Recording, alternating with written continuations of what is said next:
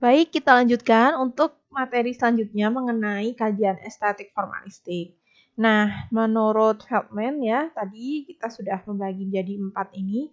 Yang pertama itu struktur. Struktur itu meliputi elemen-elemen pembentuk objek. Apa saja sebenarnya elemen-elemen pada karya desain?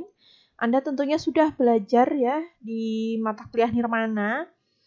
Nah, jadi ada titik ya, kemudian beberapa titik menghubungkan sebuah garis ya, kemudian bisa menjadi sebuah bentuk, bidang ya, bisa gelap terang atau tekstur, kemudian kedalaman atau dimensi, pencahayaan dan banyak lagi. Nah, itu yang nantinya Anda bahas di bagian struktur. Saya tidak menjelaskan panjang lebar karena elemen-elemen desain itu Anda sudah pelajari semua. Jadi bisa dicari lagi ya, dibuka lagi catatannya atau beberapa referensi mengenai ini. Dan saya rasa referensi mengenai elemen pembentuk objek ini sangat banyak sekali. Jadi Anda bisa cari sendiri.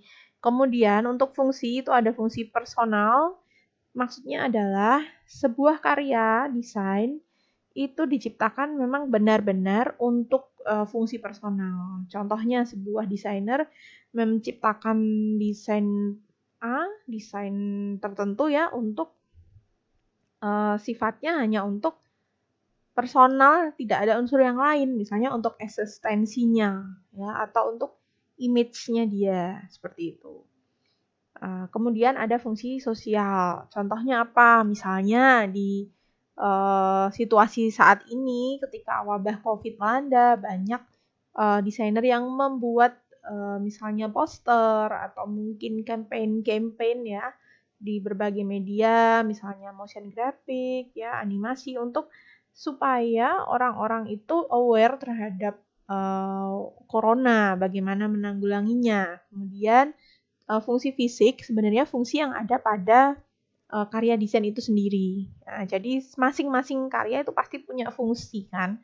Kayak misalnya sebuah poster fungsinya sebagai penyampaian pesan atau mungkin desain kemasan itu ada juga fungsinya. Selain untuk wadah dia juga bisa melindungi produk dari cuaca mungkin. Jadi intinya fungsi yang menempel pada karya itu. Nah, tidak harus dibahas semua, tetapi karya itu mungkin dia hanya punya fungsi personal dan fungsi fisik. Atau mungkin hanya punya fungsi fisik saja, ya nggak apa-apa. Jadi Anda pilih sesuai dengan karyanya. Kemudian mengenai gaya, Feldman itu membagi menjadi 4 gaya. Saya sudah siapkan di sini, nanti Anda bisa pahami, bisa baca sendiri. Ini akan saya unggah di website saya. Ini dari Feldman, saya terjemahkan ya. Jadi ini kutipannya, ini referensinya. Nanti bisa mengambil di sini yang memang teman-teman ingin mengkaji dengan sudut pandang atau perspektif estetika. Dimulai dari kayak ketepatan objektif itu untuk objek-objek yang sifatnya adalah realis. Nah, kalau misalnya Anda mengkaji mengenai ilustrasi yang sangat realis, Anda bisa menggolongkan, oh ini berarti gayanya adalah gaya ketepatan objektif.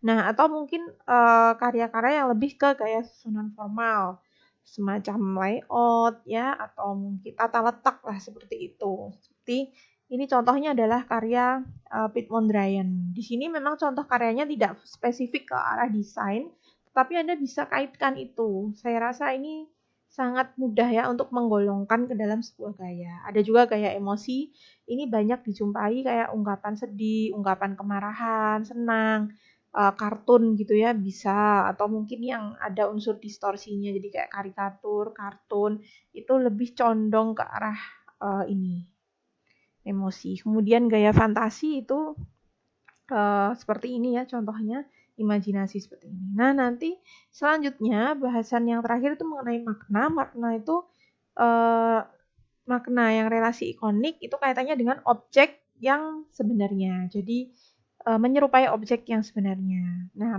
makna indisikal itu berhubungan dengan objek yang lain. Nah, sedangkan makna simbolik itu tanda yang berdasarkan kesepakatan. Jadi ini untuk yang terakhir ini Anda bisa cari di teori semiotika atau teori-teori tentang tanda. Ini menjelaskan tentang ini.